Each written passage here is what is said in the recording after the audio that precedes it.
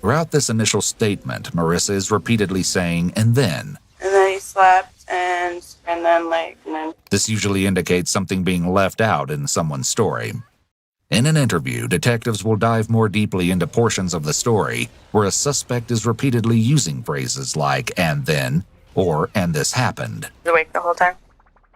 No, he was sleeping. When? The whole time. The whole time you babysat him? Well, no, I mean, after he got there, he was up for, a couple hours, and then I fed him, and then I put him in the pack and play, and then I have this little camera, the video monitor, and then, I had to check on him because I have that now, so, And he was in your back bedroom, or? In our bedroom. In your bedroom? In a pack and play? And then, Are you okay? Yeah, I'm just, half asleep. Marissa's laugh and smile here is odd given the circumstances. This is clearly a serious situation. When a suspect acts unconcerned, this can be a red flag for deception. They may be trying to play it cool so that they don't look guilty, when actually their behavior just makes them look more suspicious. Okay. So the reason we're here, Brittany, I'm sure you must be asking yourself this, right? Not Brittany. I'm sorry. Marissa. You have a sister, Brittany, right? Yeah. The reason we're here is... Although the audio here is redacted, we can infer that she informs Marissa that Benson is deceased. Why is he dead?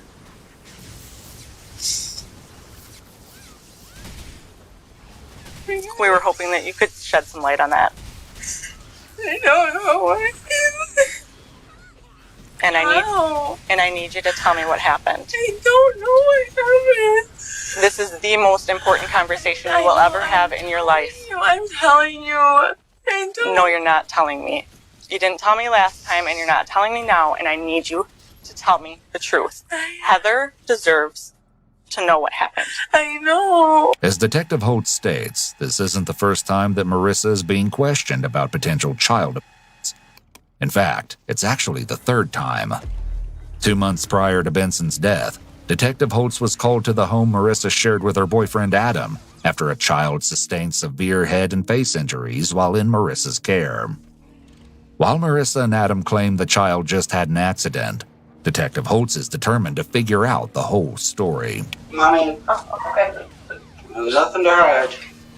And Adam, when you say that the child fell off the couch, did you witness that, or? No, but, Marissa's one of these people that, she resorted to drugs because her kids got taken away, to the point where she was a rack of bones, and the only way we got her to go to the clinic and get clean, and she's been clean for 4 years now, is that we told her we were going to sign her into rehab. And she doesn't want to get forcibly put in. Sure. So, that's fair enough. but she has no reason to lie to me. And whenever she babysits kids, and we have other people that she watches for, this coffee table gets put in the living room, and then the kids get put toys on. Okay. And the toys all come out on the floor. As you see, they're here. Okay. I see this is like a matching set. Are they the same? No, they're not a set. Okay. They just happen to be the same color. Okay, got it. This one I got for free up in Merrill, and that one we've had for a long time. Do you know which coach in It particular? would have been this one. On that side of the couch, sleeping. It was over here sleeping, and she just went to the bathroom. And she was literally just pulling her pants up, and she heard her crying. But, bitches like they are, and can't come talk to me about something, or come talk to us before they go and get you guys involved. She obviously fell and hit a toy or something, and Marissa's not gonna go and beat a kid. She was as a child and stuff, so she's very protective of kids. This is all ridiculous. So, I'm getting a little upset about it. No, I know, and just calm down.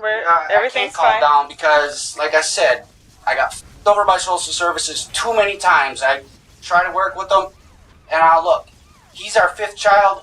I got pictures of my kids here, and that's all I can do. That's all I get to see of them is pictures. So, and there's nothing I can do about it. Although Adam isn't getting into specifics here, he's referencing the fact that 4 of his and Marissa's children were all taken by social services. Had social services known about their 5th and youngest child, he also would have likely been taken. Detective Holtz and the women from Child Services wait around in the apartment for a while until, finally, Marissa arrives home. Oh, hi. Hi. Marissa? Yep. Put on that off smoke in the house, so they're in the bathrooms. Huh? Hello. So I'm Jennifer. I'm a detective with the West Police Department, and I've been assigned to investigate, follow up on who I understand you were providing care for. And these fine young ladies are from social services. So because there's a child involved and you were providing care for that child at the time social services gets involved. So I just need to hear from you. I was babysitting. She went to bed, so I decided to clean. And then I was like doing dishes, heard her screaming, and then stopped doing dishes, and then got off the couch, and there's a bunch of toys. Because usually I have her sister, so she like follows her. So I had a bunch of toys out in the living room. Okay. So you were doing dishes and you heard screaming. Mm-hmm. Was she sleeping or? Yeah, she was just laying there? Yep. And she must have rolled off, and then I stopped doing the dishes, and she was on the floor, and all she had was rug burn, and then she had bruises, so she must have hit a toy. What toy was on the floor? I had I had a bunch of, this table was out, and I had a bunch of toys, in the middle on the rug. Okay. You know what toys were? A bunch, I took a bunch out of the bunch of toys. Yep, and she was sleeping on this couch, and she must have rolled. But I take the table out when I babysit and put it in the kitchen. It's an immediate red flag for deception that Marissa fails to incorporate any of her own emotions during her account of what happened. Most people who are telling the truth will include their feelings during the event. However, it's typically difficult for a guilty person to fake emotion. So guilty individuals will often opt to keep their emotions very neutral, even if it's completely inappropriate to stay neutral given the circumstances. Has anything like this come up with you before? No. As far as No. a child being injured? No.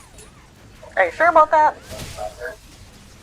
Were you talked to about a year ago for a child that was injured that sustained a skull fracture? Oh yeah, that was not me. You were providing care for her? Well, yeah, I was, but I don't have any child, no nothing. Okay. Where is kids? So I love kids. I don't beat them, nothing.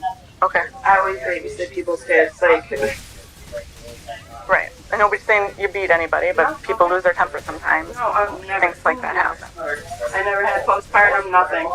Noticeably, Marissa also doesn't flat out deny these prior allegations.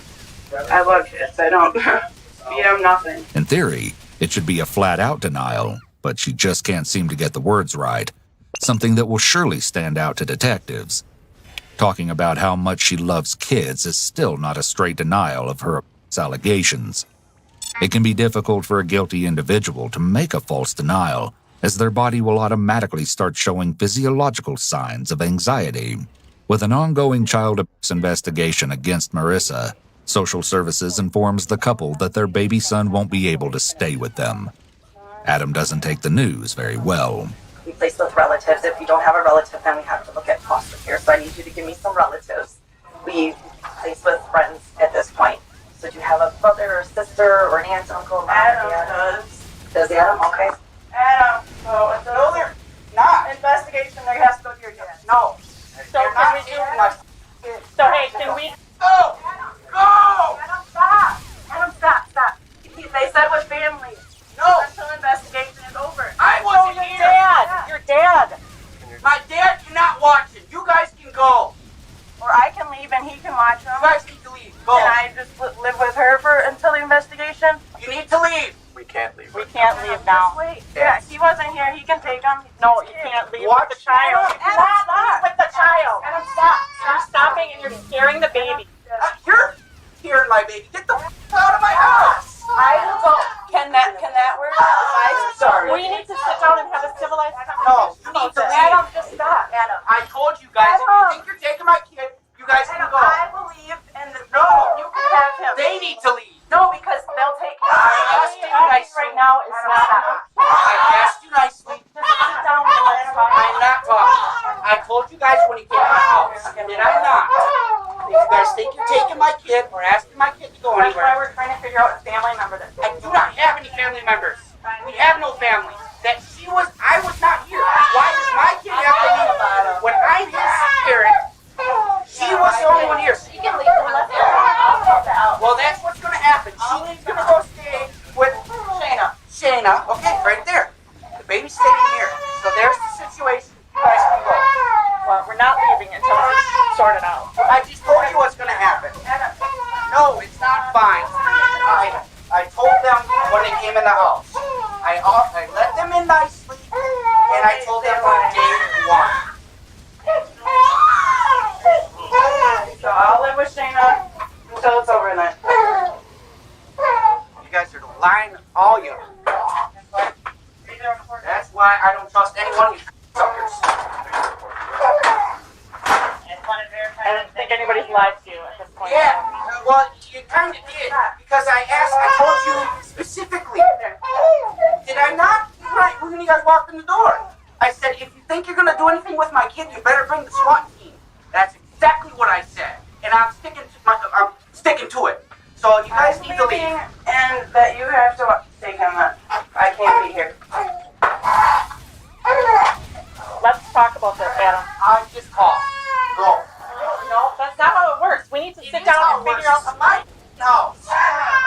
I pay the bills here. Do you guys come pay my rent? No. So you can leave now that I asked you 15 times. Adam, stop. So Ooh. they're letting him stay with you. I'm leaving. Adam, just calm. But he needs to calm down, Right. Because we're not. I will calm as soon as your head's going through the back of my door. If you can sit and relax. I'm relaxed as soon as you go out my door. You can talk through the door, but I don't want you in my house no more. Stop. Can't he just take him and I leave? I can't leave a child here with him in the I know. condition. Because I'm pissed off because you guys are Adam, just stop. two-faced motherfuckers. Adam, just stop. Right now. I'm calm as soon as they leave. Stop. My God. I can't help it, Mercy, and you know it. Well, you want him here? My God, stop freaking out. Marissa and Adam are having very different reactions to their son being removed from their home. Although Adam's feelings are valid and many people in this situation would feel angry, his outburst is clearly upsetting the baby, and he doesn't seem to recognize that. Marissa, on the other hand, is notably calm about their entire situation. This is rather unusual, as most parents would be quite upset about having their child taken, especially if they didn't do anything wrong.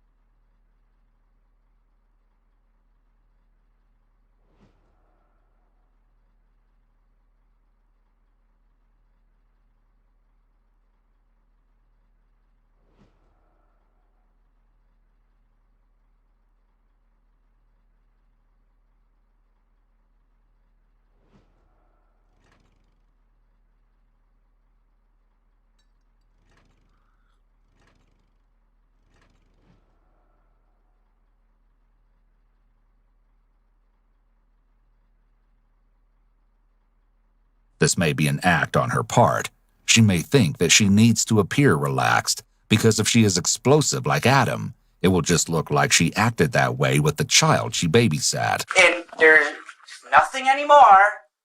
You guys can go bring the dog in here, do whatever the f you want to do. But my kid's staying here. With these memories fresh in her mind, Detective Holtz is unrelenting in her interview with Marissa. Heather deserves to know what happened. I know. What?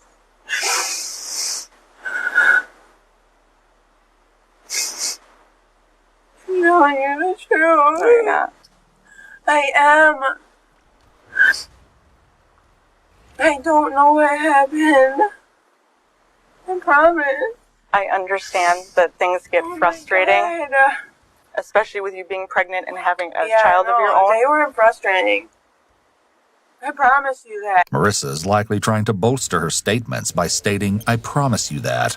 When someone is being deceptive, they will try really hard to sell you on their story, whereas someone who's being honest doesn't need to go to such lengths. Marissa may not have been comfortable enough with her answer about how the kids weren't frustrating, likely because it was a lie and she did find them to be frustrating. So she needed to prop her claim up with a promise to make it sound more convincing. This theory is backed up by Adam's statements to Officer Cole back in the hotel room. So you get home, what time? 7? 6:37, somewhere in that area? And what's going on in the apartment when you get home? The kids are all sleeping. The topic then shifts to Jathan, who Marissa also babysat. He doesn't play with much. He's a pretty quiet kid. I shouldn't say quiet. If you look at him wrong, he starts crying. I mean, lately, he's been getting used to us. Then take me through the rest of the next few hours until you guys decide to come over here. We went to McDonald's, came home, and Who went to McDonald's? All of you? all of us, yeah, the 3 kids in the back seat, and Which McDonald's? the one by the courthouse. Okay. Then came home. Who picked them up out of the back and play and put them into the car? I packed them up and put them in there. Okay. Absolutely normal to me. And what is normal? Whiny. As soon as you pick them up, he whines and stuff. So he was making noise and Yeah, making noise and open his eyes at all? yeah, I mean, crying and everything else. Adam describing Heather's kids in such negative terms is concerning. Referring to a 2-month-old baby as whiny is especially unusual, because it's normal for a baby that young to cry frequently. It's also possible that being overly critical of the children is a misguided attempt to protect Marissa. Back in the hallway, Marissa attempts to explain why she and Adam fled to the hotel.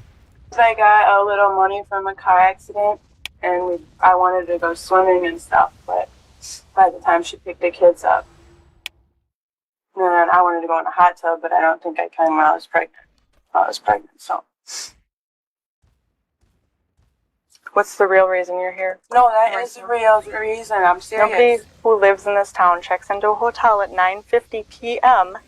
after a baby died in their I apartment. don't know. I didn't know he died. And that's also a lie because she texted you and told you that he died. My phone's off. No, it's not. Yes, it is. No, it's not. I'll show you my phone. I'm serious. How do you think we found you? It's obvious that Marissa's story isn't adding up, but the question is, what exactly could she be hiding? Marissa is likely keenly aware that with her previous child investigation, she looks incredibly suspicious right now. Even if Benson's death was just a heartbreaking accident, her history with kids makes it hard to trust her. Could she and Adam have fled to the hotel because of this? I'm serious. Now cut the crap, Marissa. This is the 3rd time we've had a discussion with you about a child, an infant in your care, and now one is dead. One is dead. I didn't do nothing to him. Then who did? No one. He was fine. Did Adam do something to him? No one did anything to him. He was fine. Babies don't just die. Marissa keeps sniffing and scrunching up her face as if she's crying. However, it doesn't appear that there are any tears falling. She's likely trying to give off the appearance that she's upset. But she's not a good actress, and it comes off very disingenuous. He was fine. Babies don't just die. I would not kill a baby. I'm sure you didn't mean to, Marissa. I Sometimes didn't. it's not what you do, Marissa. It's sometimes what you don't do. And maybe there was something you just didn't do tonight. And left him alone for too long. And No, 'cause I didn't kill him. Was it an I'm accident? trying to steal. Did you leave him alone? I left him in the pack and play after we got off. After we got back in from outside. Was he okay? He didn't make any noise. I have that video monitor thing. I didn't kill him. I promise you. I didn't. I would never kill a baby. so what happened when you came back from outside? Check out. I just uses the video baby monitor. You And went back inside and checked. Huh? You went back inside. And he was in the back of what? Mm-hmm. What you saw and observed. I use the baby monitor, and when he makes a noise, you can hear it. And I didn't hear anything, so. But I didn't kill him. At what point did you realize that he was dead? I don't know. Did he die in the back? Marissa shrugging in response to Captain Graham's questions are huge red flags that she was involved. Someone who is innocent would readily be able to provide clear answers for the questions. I didn't kill him. Like I said, there is things that you commit, things that you do, and sometimes as a result of things that we don't do, bad things happen. And we know that bad things happen. I didn't kill him. When did you know Marissa? I didn't kill him. I know. We know. Accidents happen. I just didn't. I thought that baby monitor thing would be fine. So I didn't check on him. Oh, How long? It's okay. oh, We can talk through this. I'll get you some tissue. God. Oh my God. Sometimes things happen, but we need to know the truth, and it's all okay. I just did check on him. I have a baby monitor, but I didn't kill him. The detectives know that most suspects are more comfortable admitting to an accident rather than intentional harm, and Marissa is no exception. She's latched onto the scenario, likely because she thinks she won't get in as much trouble. While there's every chance that this may be the real truth, there are still some parts of Marissa's story that aren't making sense, and as Holtz and Graham are about to discover, Marissa knows a lot more than she's letting on. So, how long was it that you didn't check on him? So start over. It was after when before Adam got there, he checked on him. And did you know then? But I didn't kill him. I know. Oh my God. How did you know? Huh? How did you know? Just because it was been that, well, he does sleep that long, and but I don't know, he felt cold. And I was scared. I'm My sure. boyfriend wasn't there and everything, so, oh my God. But I I'm didn't sure. kill I'm him. sure it's scary. How did you find him? How was he laying? I put him on his belly. And how did you find him? He was Just on his belly. Where was his face? in the, on like this. Face down. Did you? I'm just trying to. So, if this is his face and this is his back, and you put him like this, and you didn't find his head turned anyway, it was just straight down. I think it was. Is there anything coming out of his mouth? Or No. And he felt cold then, Mm-hmm. and that was before Adam got home. Mm-hmm. Who picked him up out of the pack and play and put him into the car? I picked him up and put him in there. Or... Okay. Absolutely normal to me. The fact that Marissa can't seem to clearly remember how Benson's head was positioned when she found him is a red flag, as this is something that she should be able to remember. If she walked in and the baby's face was straight down into the bed, this is something that would trigger alarm bells and would likely stand out in her memory. But that baby monitor was like almost $100, and like when they make any noise, they're like, you can hear it. And that has like the camera thing. So you're saying that didn't work? no, it worked. It worked. Yeah. You left him alone for too long. Okay. You went to McDonald's? No, I brought him back. Where did you put clothes on him? Did you put a snowsuit I on? put a snowsuit and hat on. And Adam didn't notice that he was dead? He probably just thought he was sleeping. Did you check for a pulse? Did you see if he was breathing? Or did you just feel his skin was cold? Mm-hmm. Yeah, he just wasn't making any noise. What did you think was going to happen when Heather came to pick him up? I don't know, like, Did you think she wasn't going to notice, or? oh yeah. That she was or wasn't going to. She was gonna notice. Did you try to do anything to revive? Try to do CPR? No, 'cause I don't even know how to do that. And help me understand, discovered him there. Yeah, why didn't you call police? 'Cause I was scared and my boyfriend wasn't there. And I didn't want our baby taken. By this point, Marissa has mentioned several times how she was scared, but she doesn't express any concern for Benson or how his mother is feeling now. Marissa appears to be very egocentric and is only thinking about the baby's death in terms of how it affects her. We do have an arrest warrant for you based on your other child. So we're going to be taking you into custody. Can I smoke a cigarette? Sure. Thank you.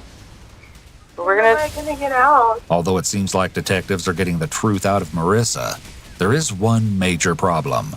Her story isn't matching up with Adam's. According to Marissa, Benson was dead before Adam ever got home, and Adam was none the wiser. However, Adam is claiming that not only did he pick Benson up and get him loaded into the car, but supposedly Benson was crying and whining during this. One of them is lying, and it's up to the police to figure out which one of them it is. Okay, Adam. Here's what I need the explanation for. We know why you guys came over here. On my life. We know Marissa's received messages on her phone letting her know. The audio is redacted here, but the officer informs Adam that Benson is deceased. Come on now. I swear to God, I did not know this. Yes. No, I swear I didn't. So, I swear I didn't know. Marissa's phone is in here somewhere. I didn't know, I swear.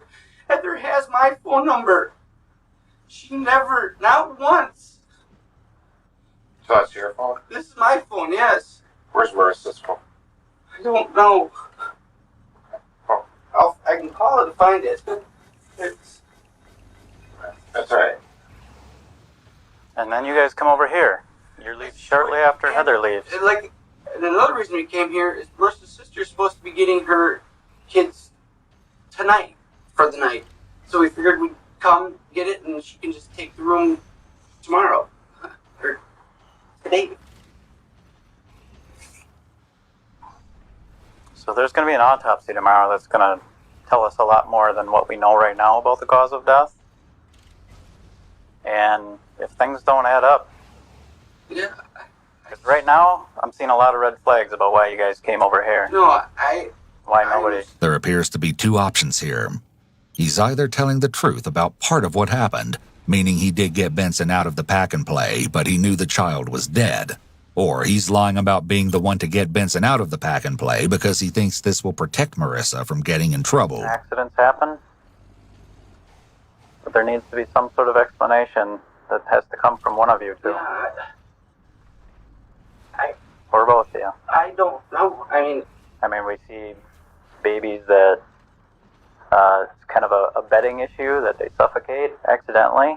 I've seen children that were given too much medication because they were too fussy, too whiny, and so the caregiver was trying to get them to sleep or, Officer Kolb is offering up more acceptable reasons for why Benson may have died. He's being careful not to portray Marissa as being a cold-blooded killer because he knows that could make Adam shut down from the conversation. However, if he can sow a seed of doubt in Adam's mind about how it could have been an unfortunate accident, Adam may be more willing to provide information that could be helpful to the investigation. Can I ask her a quick? Yeah. So why is he telling us they're leaving to go to McDonald's if Benson was alive? Because he's probably scared. No, he didn't know. He don't know. What would he have to be scared of then, Marissa? That I'm gonna get in trouble or go to jail. Yeah, he doesn't know. Why would he be covering up for you if he doesn't know that you did anything wrong? Remember, we talked about being honest. I know. Yeah, man. Passed out. Don't freak out where she said they're gonna list it. So, I got PhD down. I just want to say, okay, I'm gonna see Jess tomorrow. But you know what's going on, right? What's just going on? Oh my God. Bedroom? What did you tell me? She got on when Heather got there. No. When you guys were going to McDonald's. I got him out of there. I mean, And he was making noise, you said. Several times we asked and clarified that with you, right? yeah. Is that the truth? Yeah, he was fussing and stuff when we left.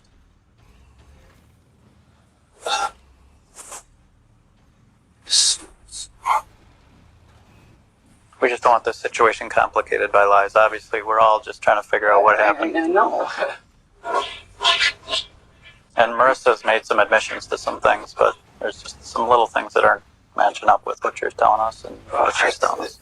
I just don't know. I mean, I don't remember. I get him out of the bedroom, or did you, or when we went to McDonald's? I don't know. no, I did. She did. I mean, I just don't remember. Adam's claim of "I don't remember" is a selective memory statement, which can sometimes be legitimate or could be a sign of possible deception. It's possible that Adam used deductive reasoning to figure out that Marissa was under suspicion for something related to Benson. He likely didn't know what Marissa was being accused of, but it was clearly related to her care of other children, so he decided in the moment to lie in the hopes that he could protect her from further trouble. However, he might be less willing to protect her from trouble after he learns what she's been hiding from him. Love you.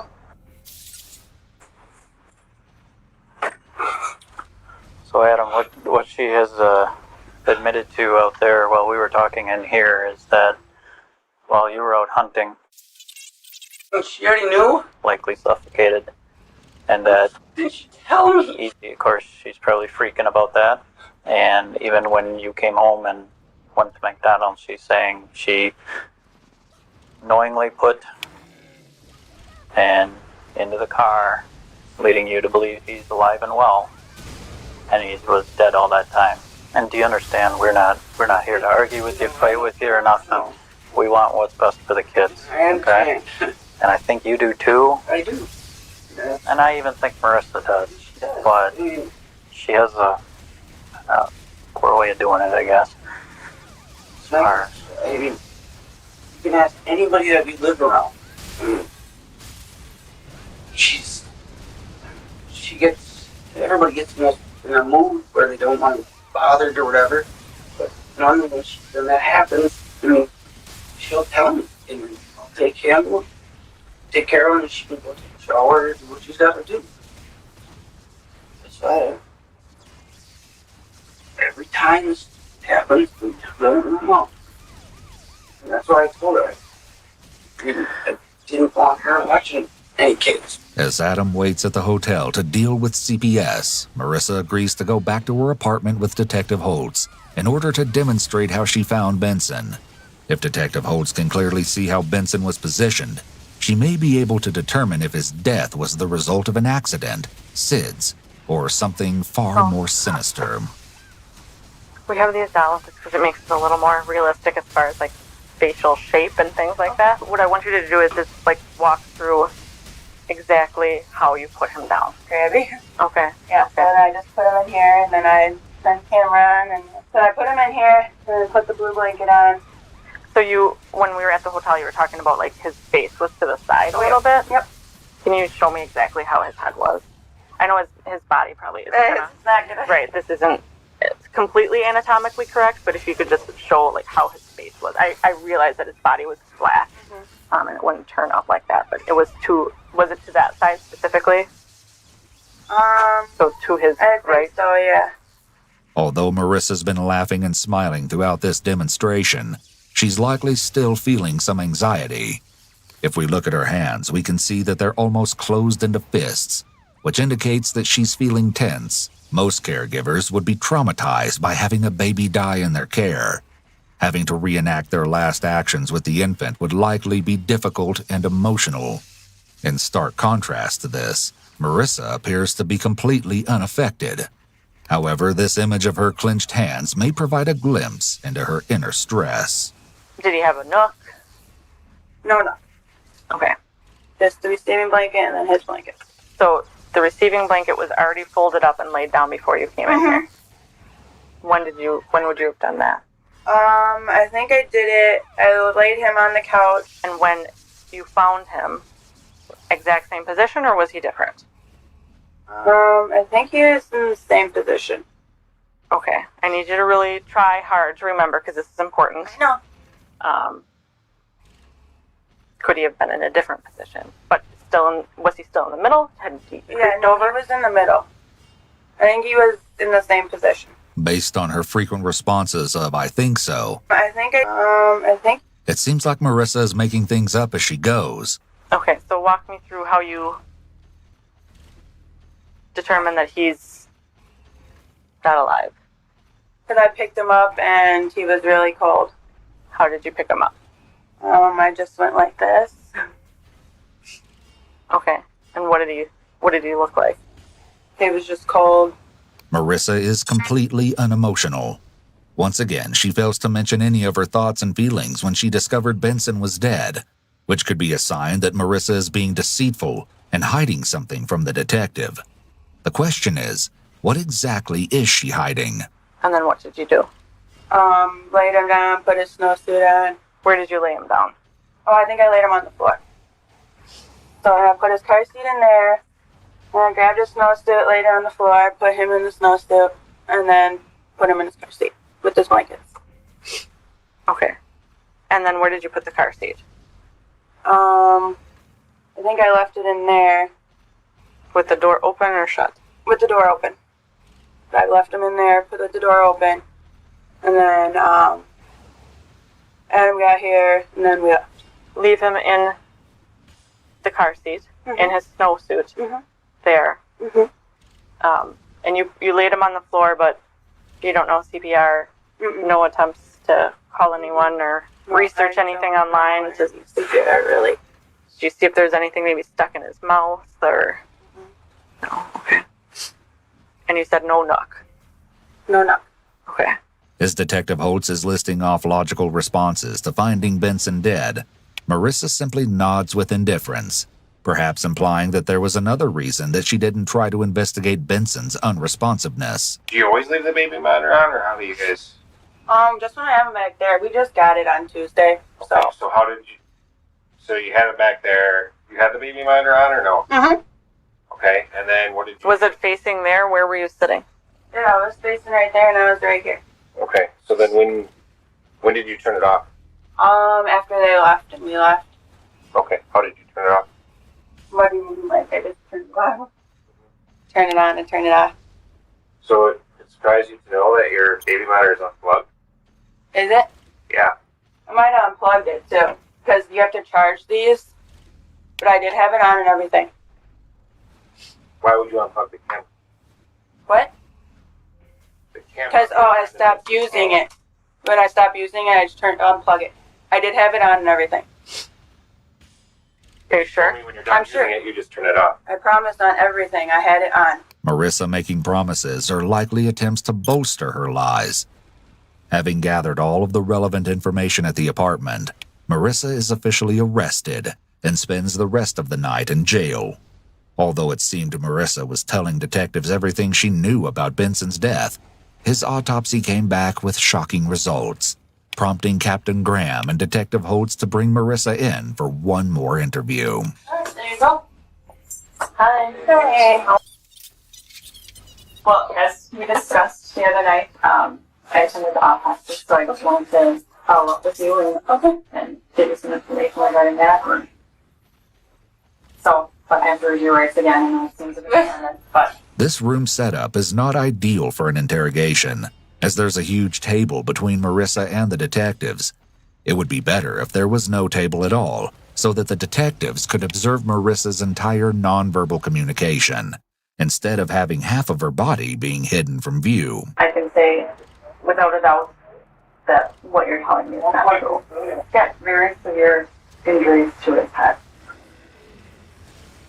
Yeah, I don't know how. I'd like to give you an opportunity Yeah, to explain yourself. I promise you I did not do nothing to him. Promise. That's why I asked you I if you know. fell. No, he did not fall. Did he roll and tumble just a little bit first? Not that I've seen. No, I did not do anything to him. Marissa uses a qualification phrase when she says, "not that I seen," which gives her an escape in the future, allowing her to blame her faulty memory or say that she didn't see what had actually happened. Based upon what the doctors saw, based upon what Jen saw, is that the child did not die as a result of not being free.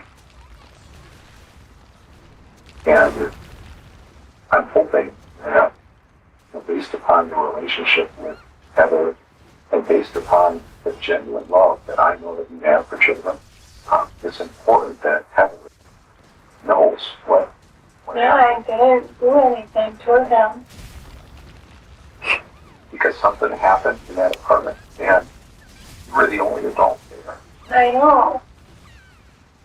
Based upon what you're telling me, it couldn't have been Adam. It couldn't have been. Yeah.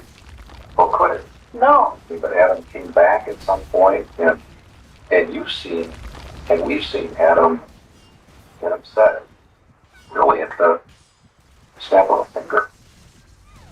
And are you sure that he didn't do something to him? I'm sure. Thing is, Marissa, is that science doesn't lie. I know. There is absolutely no doubt.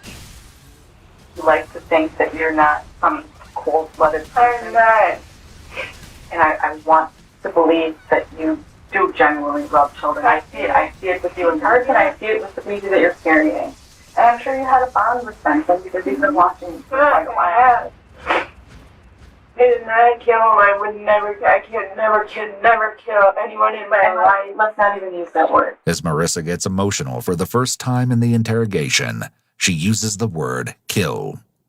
It seems that what may have triggered her tearfulness is when the detective started talking about how Marissa loves kids and may have had a bond with Benson. Earlier in the interrogation, Marissa seemed to be avoiding the word kill, instead saying that she didn't do anything. Sometimes these non-specific statements are used by deceptive individuals because it allows them to dance around having to be more specific. An innocent person is more likely to be straightforward and use necessary language because they want to ensure it's clear what they're denying. A deceptive person may prefer to avoid using such explicit language because it means they will have to look the detectives in the eye and lie. Whether something happened, and it may have been an accident, it may have been a fall, but something happened and it was not that you went to sleep, Marissa. It was not. So let's get over that. Wait, maybe I did not do anything to him. Then what happened? I don't know. Something terrible happened. And you were taking care of him. And it's important for Heather. It's important for you. And it's going to look better for you, quite frankly, if you explain it. And this is your one opportunity. I am. If I could never do anything like that to any kid. That's why I don't want to think that it was intentional. I think it was an accident. Marissa, you have maybe more than I can imagine. A lot going on. You have, this other case that was out there, which, is a felony offense and is pretty serious. And you have other children that have been taken away. And, you're on the road to recovering from some drug addiction. And sometimes the weights of life can become too much to bear, and you see yourself acting without even thinking, just reacting in ways that are outside of your character. And I wonder if something like that happened on Thursday, where, extra fussy because he's got some sores and just not receiving the feeding well and something like that. No, I would never. I could never. I love kids way too much. I could never. No. I hear you say that, and I want to believe you, like I said, but there has to be an explanation, and it's not what you told us. Suspects may be more willing to confess if they feel like the detective truly understands them and their situation. Graham and Holtz are both doing a really good job of relating to Marissa and being empathetic.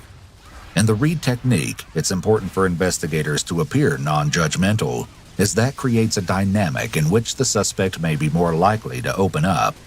But an accident for myself. I don't know what happened. Like I said, You fall, I asked you. not when I was around. You didn't fall. Well, you were the only one there, right? I know. Yes. Hurt badly. I want to believe that it was an accident and you're not a monster.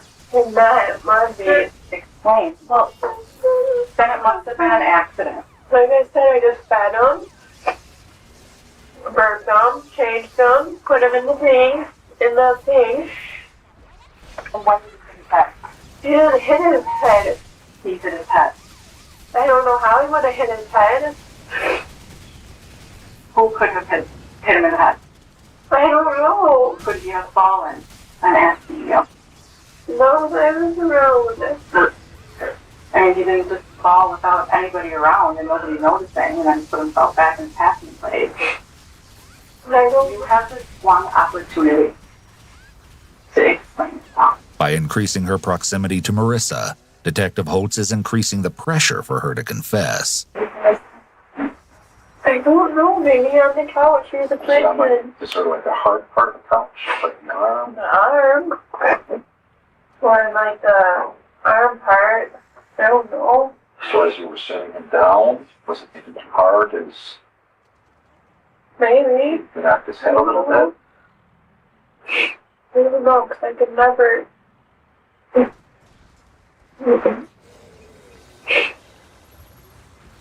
Show me how you're playing yourself.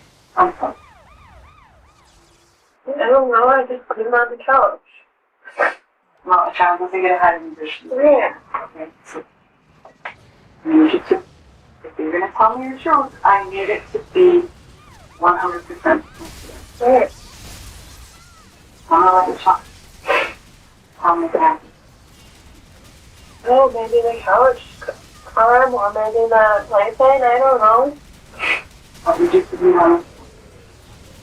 Just like that. I just know no, I can never do that. It's an interesting statement. You from. No, I could never.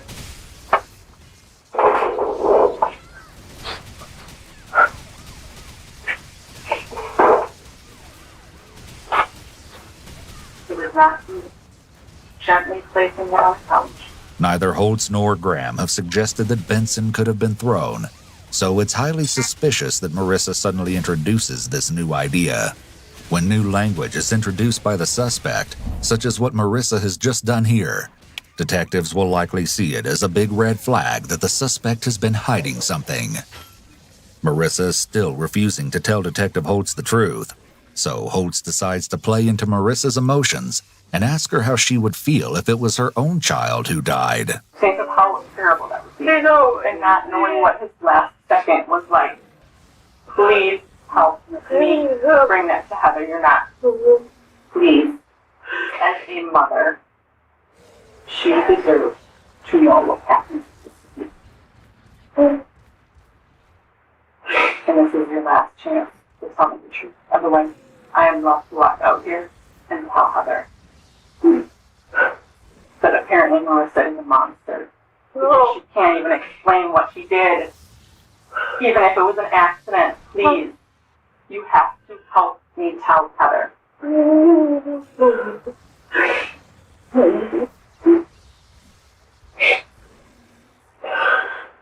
After this desperate emotional appeal from Detective Holtz, Marissa sits in complete silence for nearly 2 minutes before finally opening up a bit. During this long pause, Marissa is likely trying to decide what she's going to say. Should she stick with her story about how she doesn't know? Should she confess the truth? Or should she admit to something in between? She may be weighing the pros and cons of each option in her head. Most people care what others think of them, at least to some extent. So hearing the detective say that she will be thought of as a monster may help motivate Marissa to tell the truth. I don't know, maybe I put him down too hard, but I didn't kill him or anything. You didn't mean to. I don't think you meant to. No, could never. Where did you put him down too hard and how? Show me.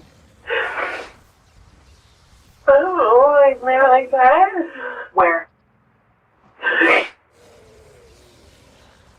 Maybe on the playpen.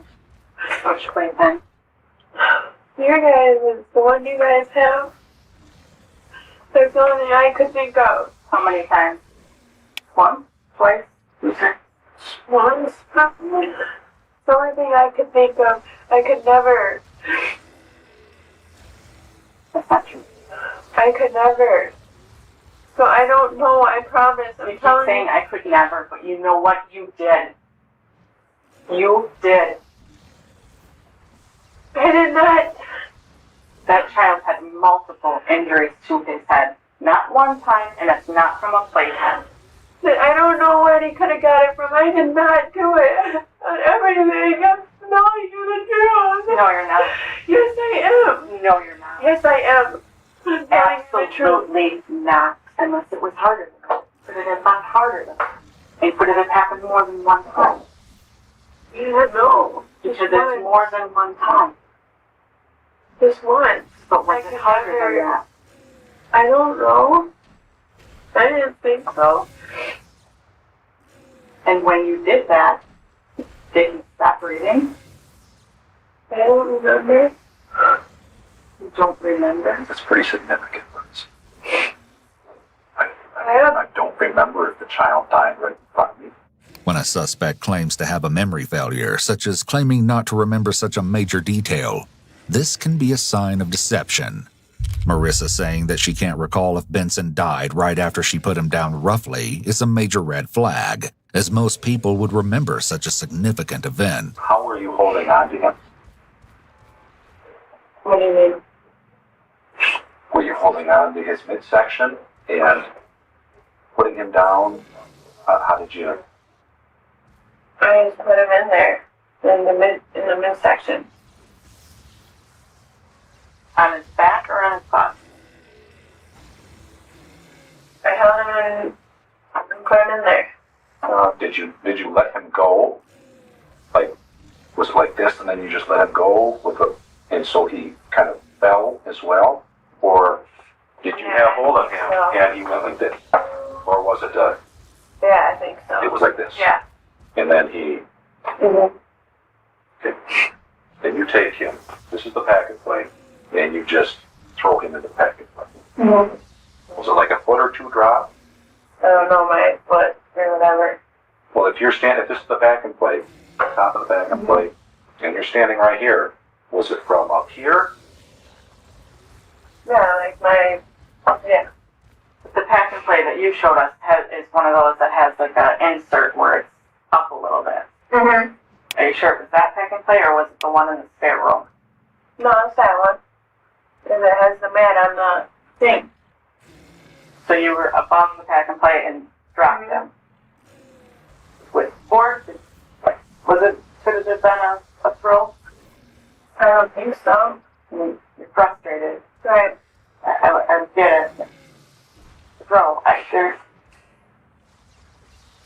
you tell me, okay? I need you to prove that you're being honest with me. What I want you to do is tell me exactly what you did, and if it matches up with the injuries that I saw, then I know that we've got a caring person here who is sorry for what she did. I am. I'm frustrated.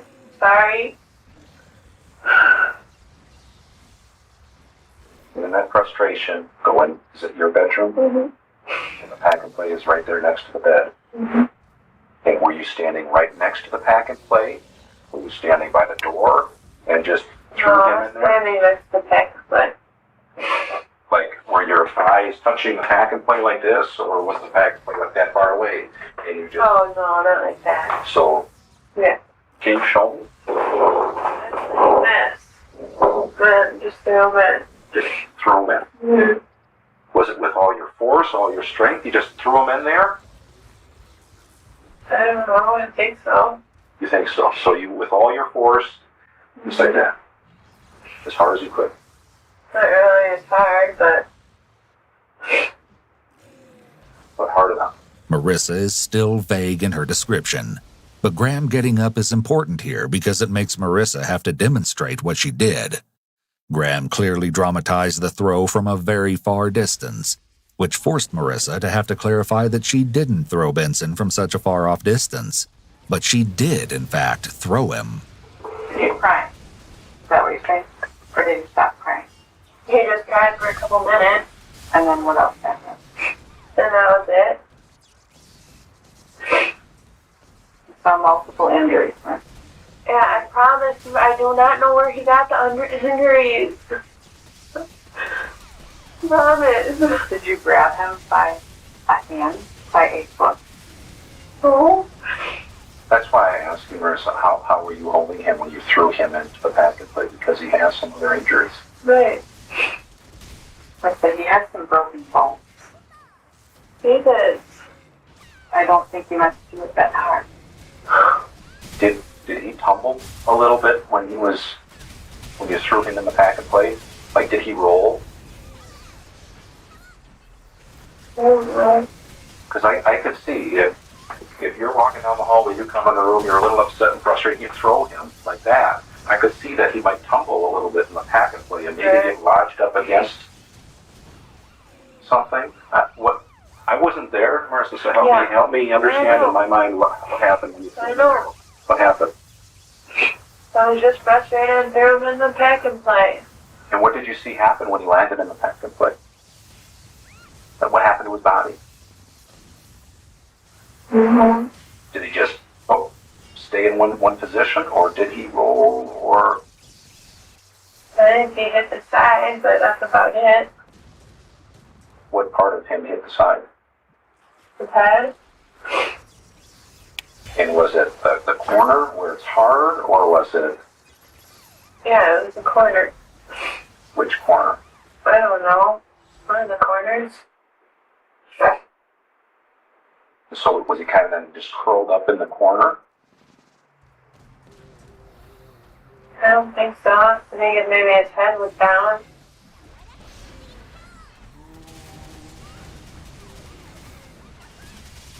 So you throw him in.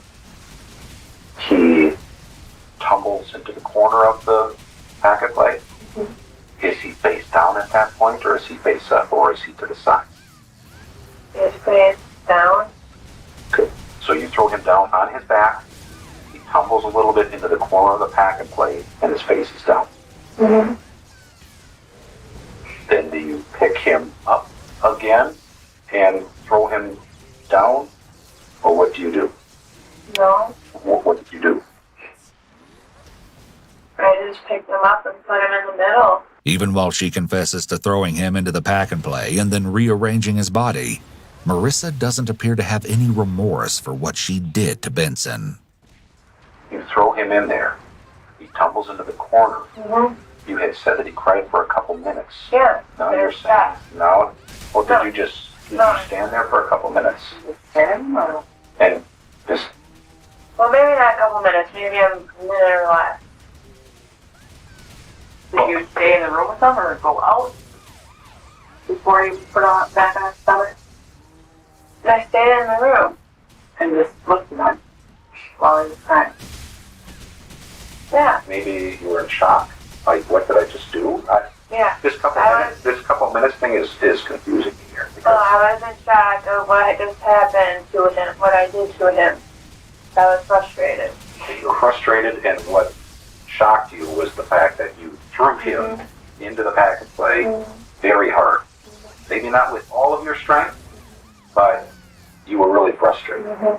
And he tumbles into the corner, maybe hits his head on the corner, and then you stand there and he cries for a little bit, No, I just cried for a couple seconds. couple seconds. And then in the middle. And then you take him from the corner, he's no longer crying, Right. and you just set him face down in the center. Why'd you move him if he wasn't crying? I was scared. Was he dead at that point? Yeah. How do you know? Because he wasn't doing anything. Yeah, it was. Did you try to do something to bring him back to life? Try blowing in his mouth because that's all I know how to do. Try I don't know blowing in if his you mouth? are, yeah. Okay. Because I could see you trying to undo what has just happened, right? Yeah, I tried. And that tells me a little bit about who you are, Marissa. That, yeah, I made a mistake here, but I don't want this child to die. Right. If I would have known how to do CPR, I would have done it. But just blew in his mouth. I don't know how to do CPR. Although Marissa now claims to have tried to revive Benson, she laughed and denied trying to revive him at all. Try to do CPR. No, so I don't even know how to do that.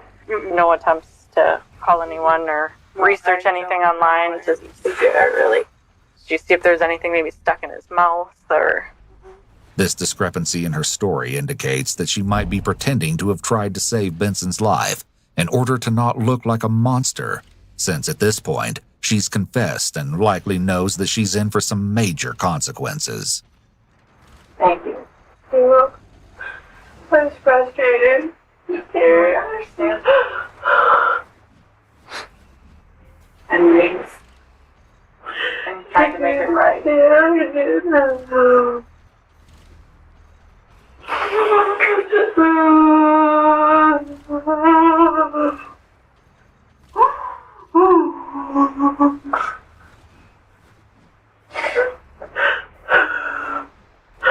Oh, yeah.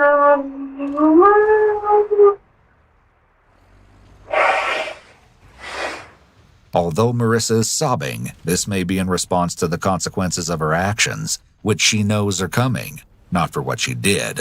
I was scared to call 911 because Adam wasn't there and I had the other kids. I understand. Yeah, so I was scared. The reason she didn't call 911 is likely selfish. She was afraid of being apprehended. She may have thought that the best option was to cover up the crime, even going so far as to keep the secret from her boyfriend. I was okay. I don't. You're gonna get a high pitch fine. Got some family members.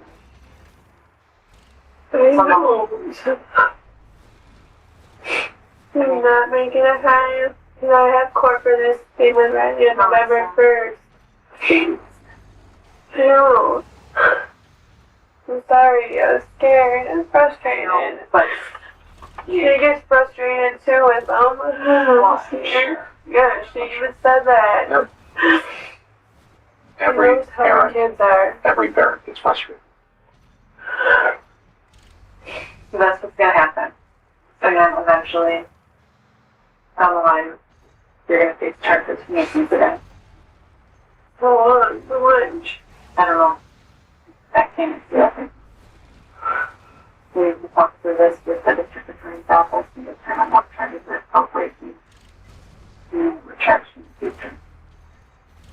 I mean, you have to know that there's consequences for what you did. I understand you're sorry and that does mean a lot. But No, there is. we need to make sure this never happens. Look.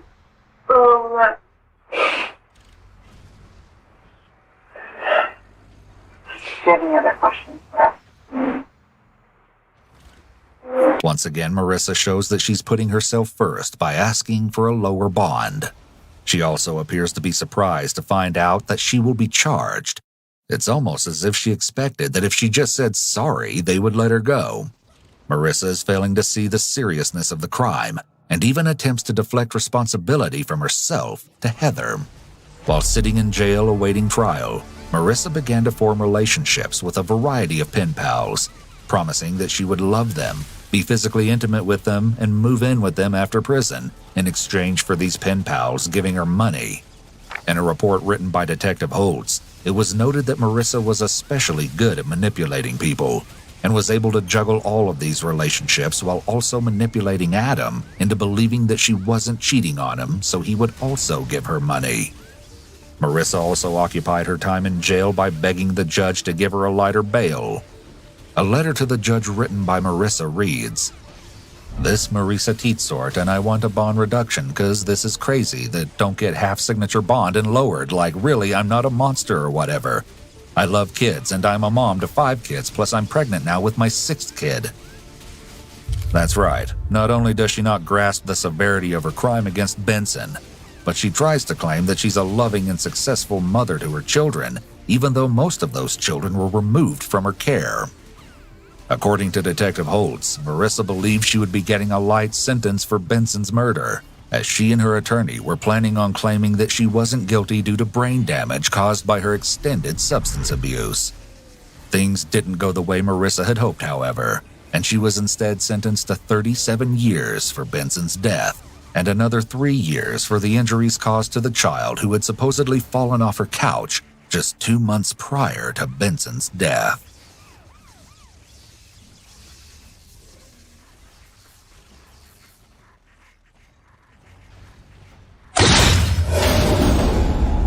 いえ、すぐにおいとまいたします。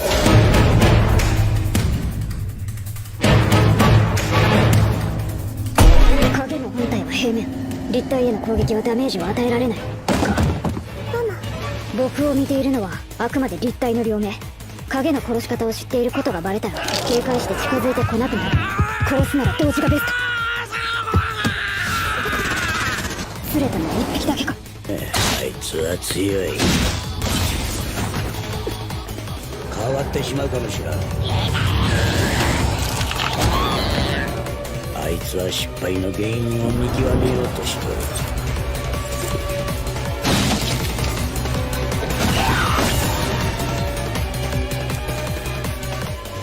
あいつが死ぬんは今日やない。その話は嘘やったらわしはお前を許さんぞ。パパ、ママ、嘘や。なんで殺したの？これは殺人なんてな。外した。いや、手応えはあった。あなた危険。私らの殺し方知ってる。あの裏切り者の仲間。それにパパとママの動き目でおったな。影より早く動けるとか。あなたほんまに人間？コピーして僕の影を生めば、そしてそいつに聞けば。生意気。そうやね。そうすらよ。お前を殺してからな。自分の体ごと私は。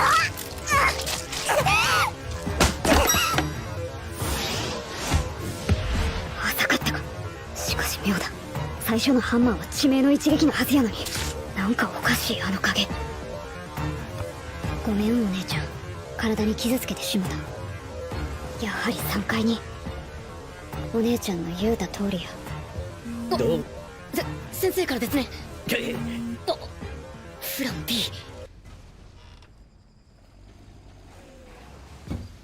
3階北側の窓。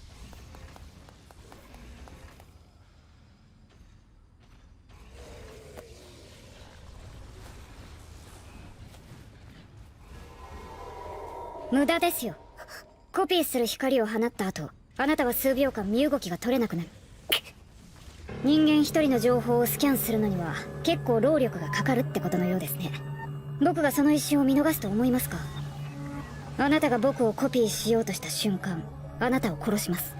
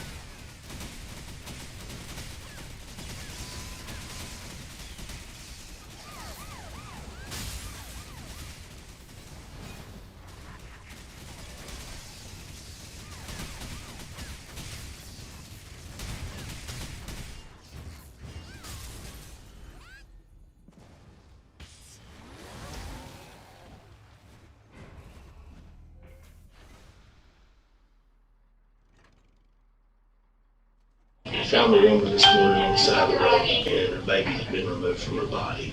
And then you show up with a baby. On October 9th, 2020, 21-year-old Reagan Simmons Hancock was found brutally murdered in the small town of New Boston, Texas.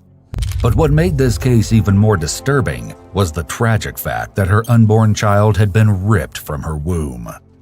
But if authorities thought they had a lengthy investigation ahead of them, they quickly found that wasn't the case. Another baffling revelation surfaced on that very same day, leading them right to the monster who had been hiding in plain sight all along. Around 12 in the afternoon, 27-year-old Taylor Parker was pulled over by a Texas state trooper in what began as a routine traffic stop. However, the officer was shocked to find a bloody Taylor holding who she claimed to be her newborn infant. She states that she's just given birth and needs to be taken to the McCurtain Memorial Hospital in Idabel, Oklahoma, less than an hour away. Taylor states that she will not allow treatment for the child under any other place of care. When she arrives at the hospital, Idabel police are quickly notified of the bizarre chain of events, and they suspect that Taylor may be attempting to hide a monumental secret. This is a big deal. Yeah. Okay, yes. Are you ready? I'm coming. She can't leave. Yeah. Is she trying to leave? She's going to say she's going to. Oh, well, there's two in there. The one is ours. That's what's ours. Okay. Do not let her out that door. So she shows no signs. You can't check for hemorrhaging. What is HCG? It's a hormone that is secreted by the placenta only. Okay. And if there's a baby in there, the HCG is what the hormone that mandates going to get the nutrients and bringing it to baby. Okay. So it's in mama's blood, mama's urine, mama's everything. Okay. And it stays up for 6 weeks. Okay. All right. It's taken off. You don't want no part of it. Huh? You don't want no part of this. He took it off. He's the OBGYN. Yeah, I was going to get called up for resuscitating the baby. What did we step into? Oh, it's interesting. So kidnapping almost. I think it's going to be that. Yeah, because we've had Lamar County called here too. Lamar County, I talked to Texarkana, and then Bowie County. So when I'm talking and they're talking, I don't understand. They've never done this before. Why are they keeping me? I'm like, it's like, hey, I'm just the ER talking. I said, I don't know why you're not up and down. Okay. She's in there. She refuses to have a vaginal check to make sure she's not hemorrhaging.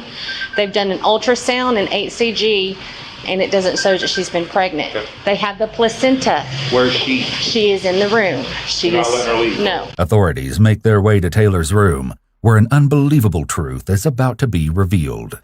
Hey, okay. Thank God. She's on the phone now with her boyfriend, so I'll try to sidetrack her a little bit. He's an hour away. Okay. I can sit with her. Well, that's what Chad wants to do. Just talk with the ER doctor. They took blood work, HCG levels, which is a hormone. It's not showing she was pregnant. Yeah, she said it was strange. And they're saying that the placenta, they can send the placenta off for test and whether it comes back to her or not. She won't let her do a vaginal exam to make sure she's not hemorrhaging. So she won't let her.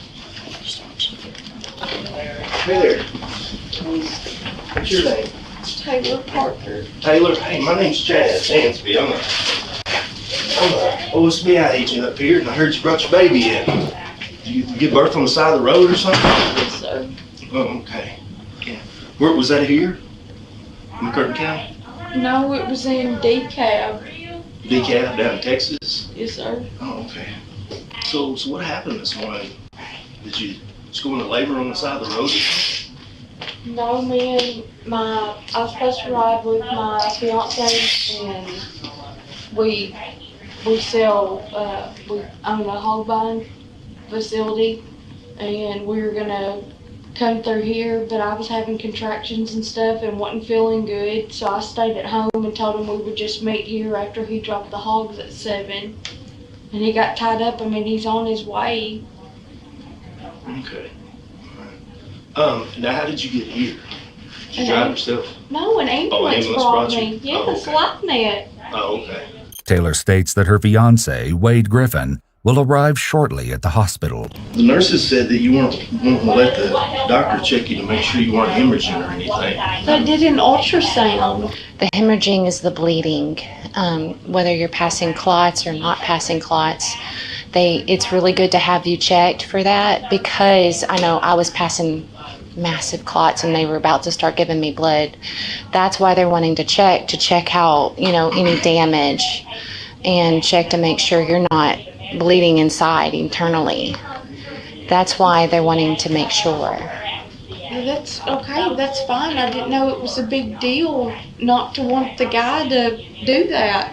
No, I mean, if you don't want to, that's up to you, but that's why they're wanting to check, just to make sure. Make sure you're okay. Yeah, I mean, that's a big deal. I mean, you've got blood all over you and all over your fingernails, and I mean, that's a pretty intense thing. Having it on the side of the road. Yeah. It's scary. You want to make sure you're okay. Although Taylor is covered in blood, some of it may not be her own. Did I do something wrong for them bringing me over here? What did you have? Did you have a boy or a girl? A girl. A girl.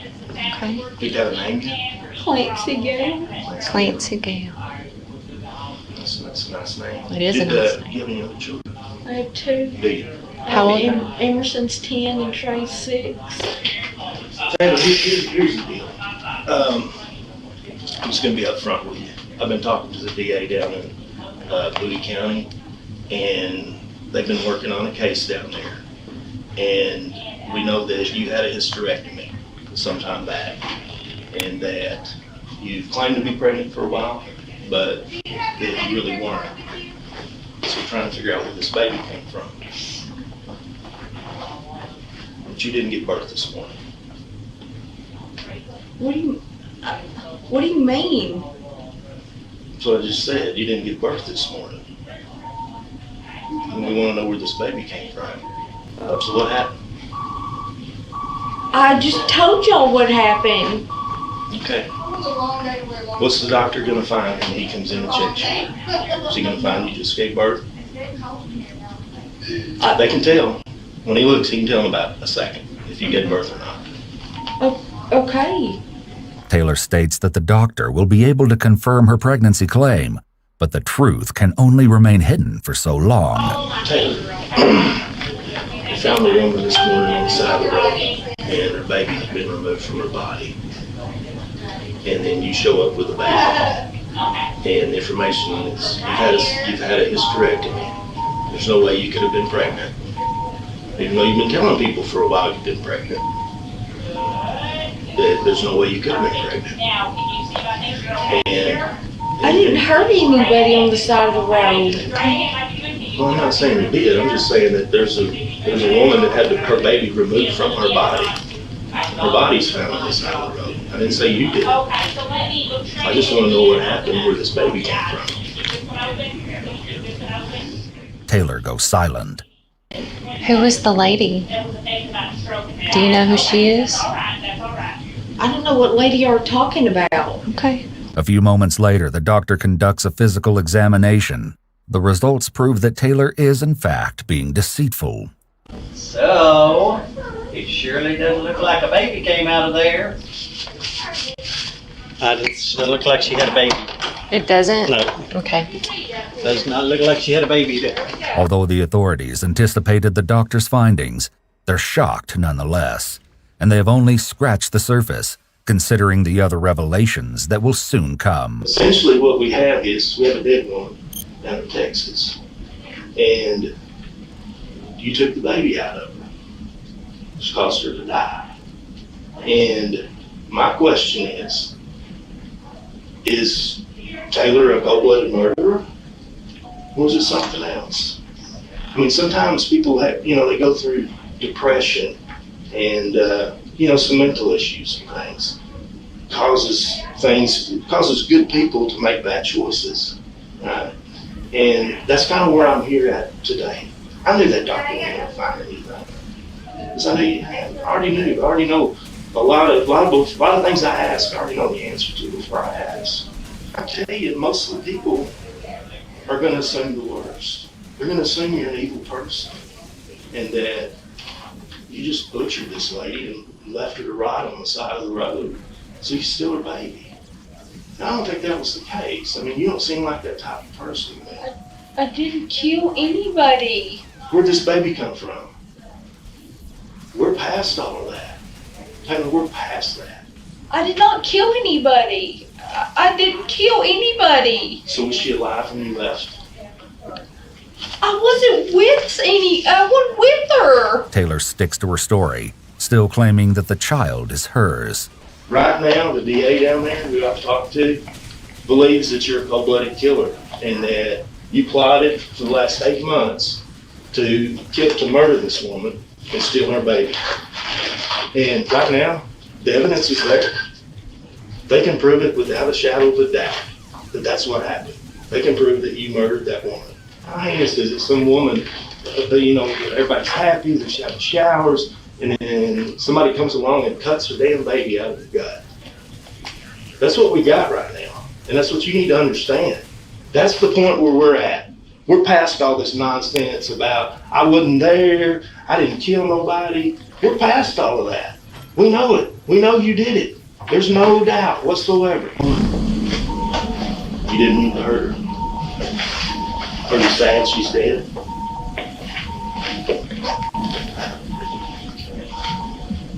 Is it the deal you just wanted a baby so bad that it just kind of overpowered your brain and everything?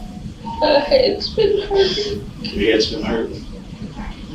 I had a stroke in 2015. According to Reagan's husband, Homer Hancock, Taylor had taken the couple's engagement and wedding photos, but she and Reagan didn't share a close relationship. However, Taylor claims that the 21-year-old mother told her to come over that day to apparently use her shower, since Taylor's water was supposedly off. So what happened? You go over to her house and what happened there? I remember pulling up. Did she say something to you to make you mad or something? Or what happened? She grabbed a hold of me and told me that I was a liar. Did you try to fight back? We both fought back. You both fought back? We both hit each other.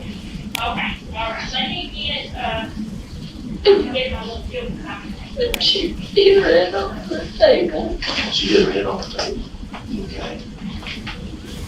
That's okay. Hey, that stuff happens sometimes, you know? I didn't move her. You didn't move her? Okay. So she was still in her house? Okay. She, when she hit her head, did you think she died and you were just trying to save the baby? Yeah. And I really wanted a baby. I understand that. That's okay. Well, and that shows what a good person you are. So you tried to save the baby. So did you? I guess you got the baby out of it. Did you do like a C-section on it? You don't remember.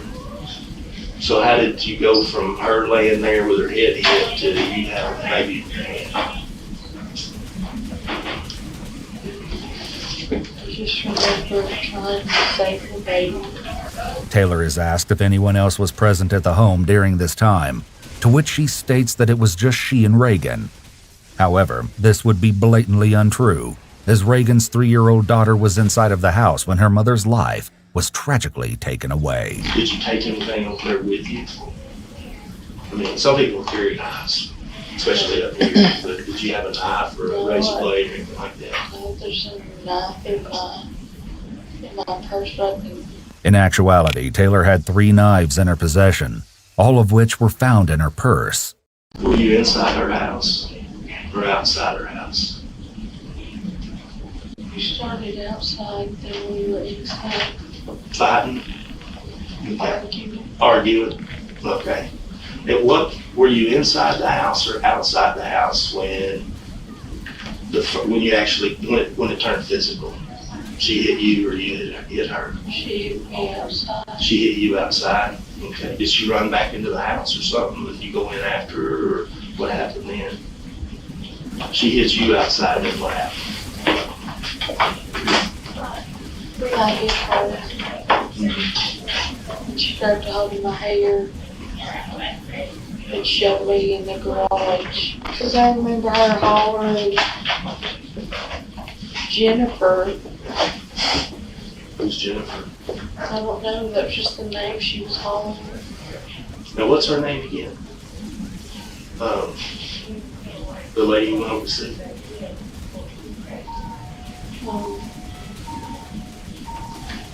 Taylor cannot seem to answer the question and quickly changes the subject, voicing that her fiancé had nothing to do with her violent deed. So, you go into the living room, y'all fight some more, continue fighting. I know that. I don't know what happened. That's okay. That's why hey, listen, Taylor. If I believed that, I wouldn't be spending time talking to you. Oh, shit. I'm just trying to get to the bottom of it, right? Why did this happen, right? So, why did she call you a liar? What was that about? The baby. Her baby? What about it? Why would she call you a liar about the baby? Once again, Taylor can't remember, but goes on to state that Reagan had stabbed her in the hand with a knife. Right there, she got me the tip of it right there. Okay. I just remember hitting her. But she had a knife, though. Okay. Yeah, but I don't know why she grabbed it. I don't know why I would ever hurt her. But it's not.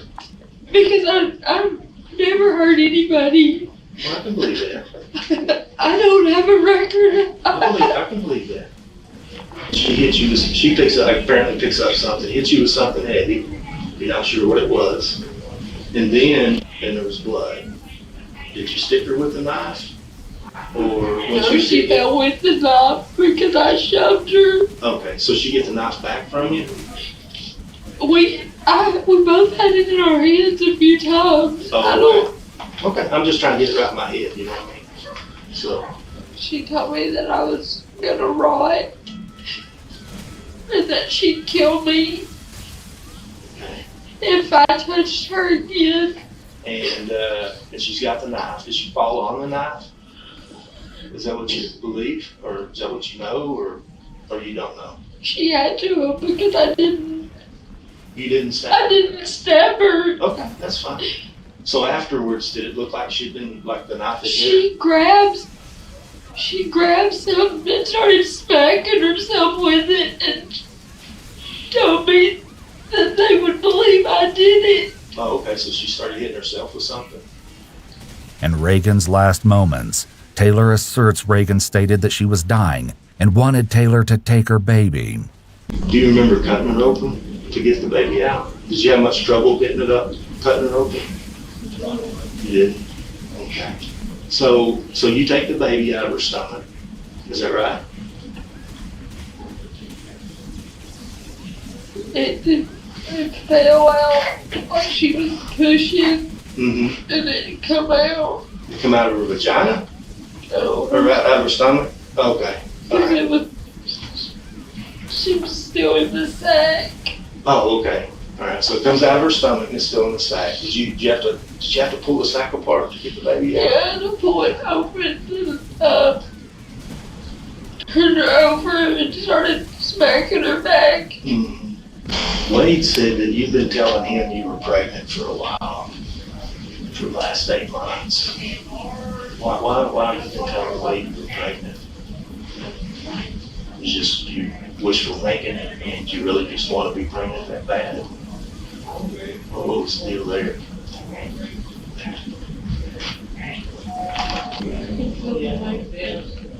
You feel movement? Made you think you were pregnant? Something's wrong with me. In another shocking turn of events, authorities have learned that Taylor was faking her pregnancy for the last 8 months, even going so far as to fake ultrasounds and throwing a gender reveal party. But there was still more to uncover in this gruesome investigation. I don't know why I did it. I don't know what's wrong with me. It's a bad person. I don't think you are. Inevitably, Taylor is placed under arrest and taken to the Idabel City Jail. Sadly, Reagan's baby, Braxlyn Sage Hancock, did not survive. Though Taylor made it seem like her victim's death was somewhat of an accident, a startling piece of information indicates otherwise. On the day of the murder, she researched a video of a physical exam showing a preterm infant at 35 weeks gestation being delivered. Reagan was 34 weeks pregnant. When authorities recovered her body, it was clear that she'd been severely beaten and had suffered hundreds of slashing wounds. In November of 2022, Taylor was convicted of capital murder and kidnapping and was sentenced to death. She is now the 7th woman currently on death row in Texas.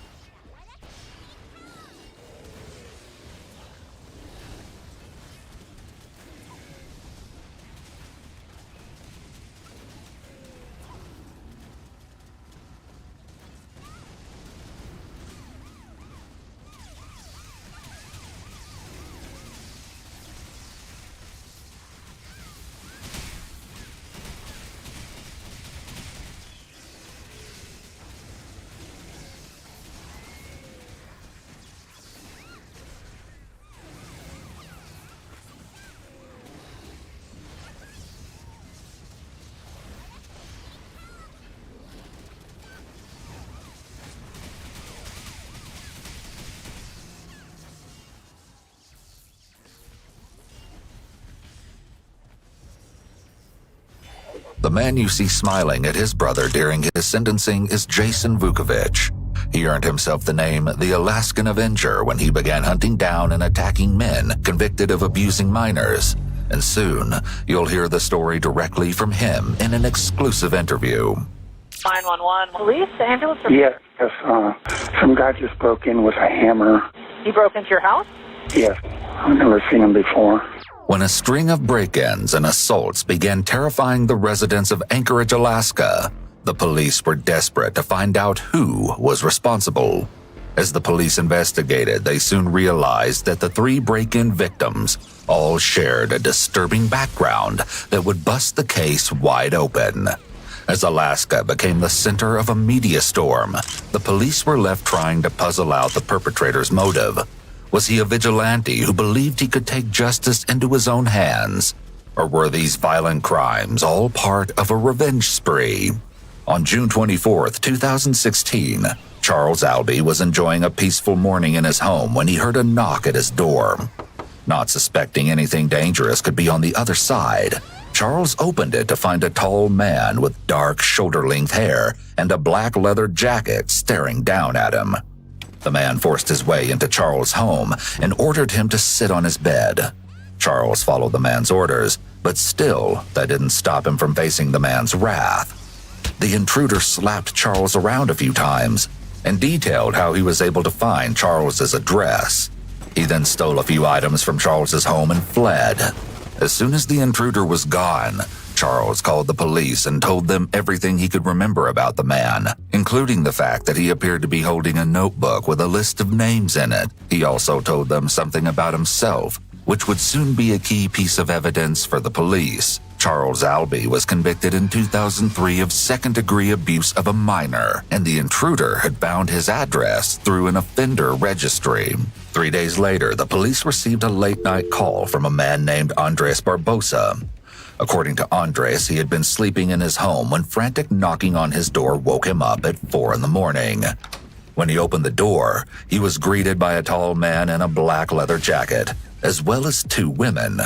The group pushed their way into Andres' home and ordered him to sit in a chair. Following their instructions, Andres sat and suddenly one of the women pulled out her phone and began recording. The intruder then punched Andres several times before threatening to, quote, bash in his dome with a hammer. The man then berated him and stated that he was here to collect what Andres owed. With the women's help, the man stole several things from Andres' home, including the man's truck, before the group fled the scene.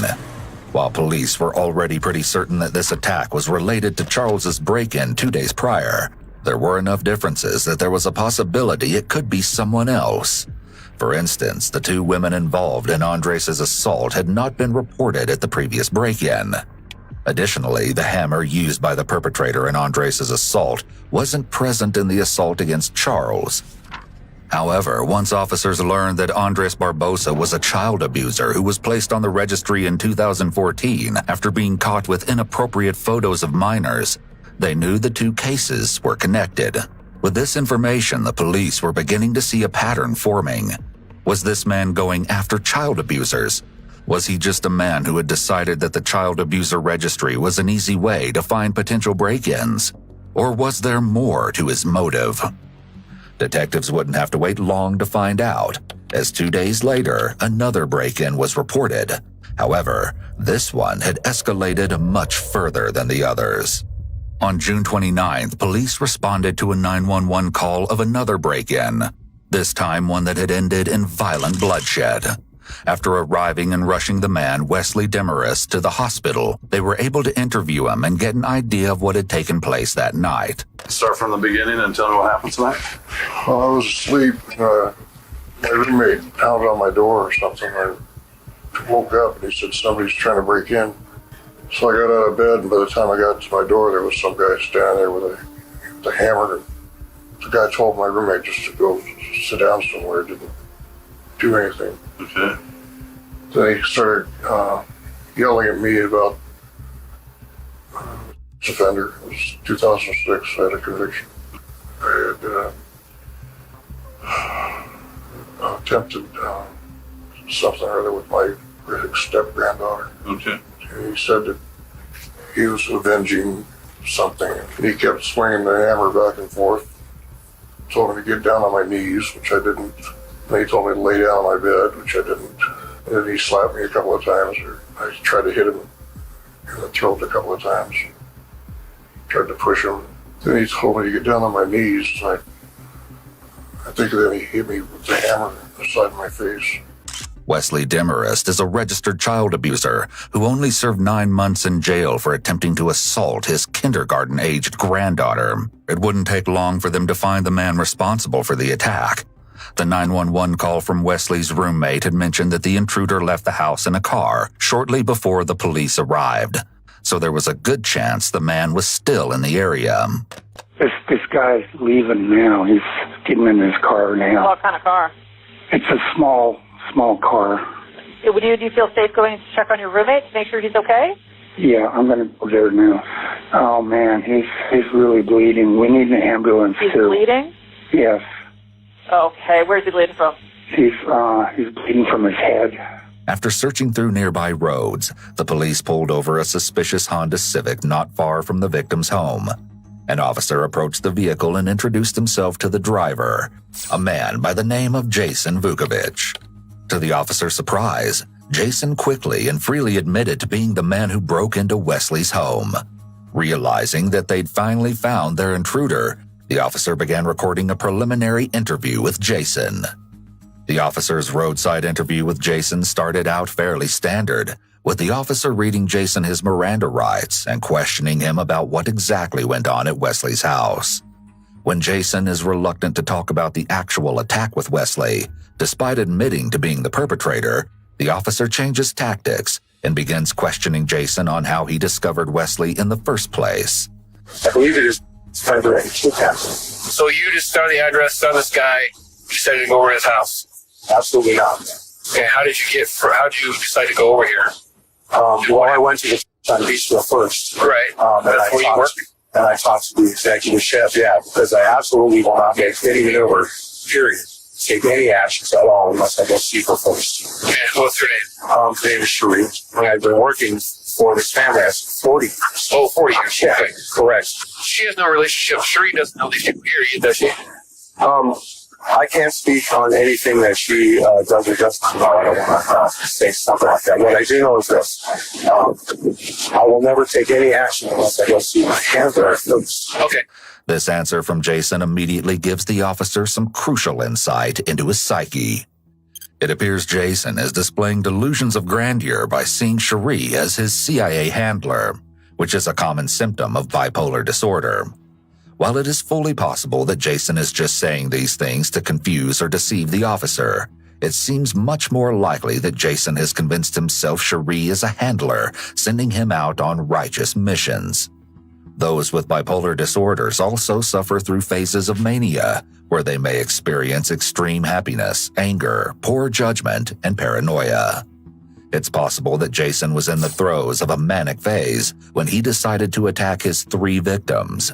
After talking to the officer about Cherie, Jason was comfortable enough to tell them how he broke into Wesley's house with a hammer and got into an altercation with him.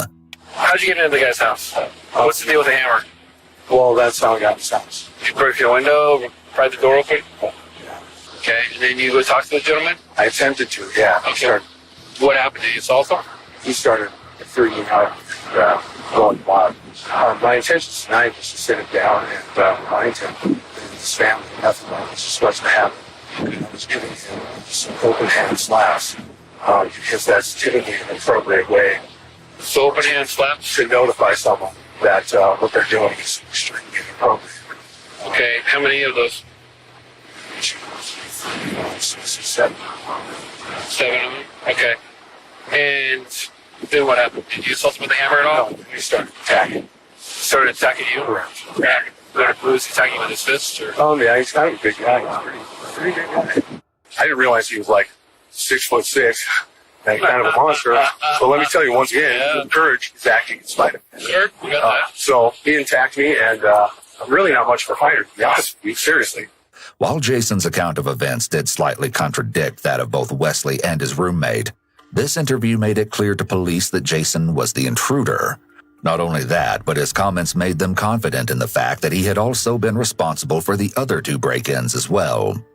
Despite Jason being the only one involved with this break-in, he wasn't actually alone in the car. In the passenger seat was a woman named Elisa Geisler, whom police suspected was potentially one of the women involved in the break-in and assault of Andres Barbosa. Both Jason and Elisa were brought into custody for further questioning, as officers hoped that these 2 could shed more light on the many questions surrounding the case. First and foremost, why had Jason started hunting down offenders? Elisa was the first one to be interviewed at the police station. Detective Landis, the main investigator conducting the interrogation, walks into the interrogation room, only to find Elisa asleep in her chair. He tries to begin the interrogation after waking Elisa up. However, she's crashing from a high on methamphetamines and is struggling to stay awake. It's slightly questionable that officers would choose to interview Elisa in this state, as her inebriated state would affect both her judgment and her memory. Additionally, Elisa's mental state hinders her ability to make decisions, including consenting to the police interrogation.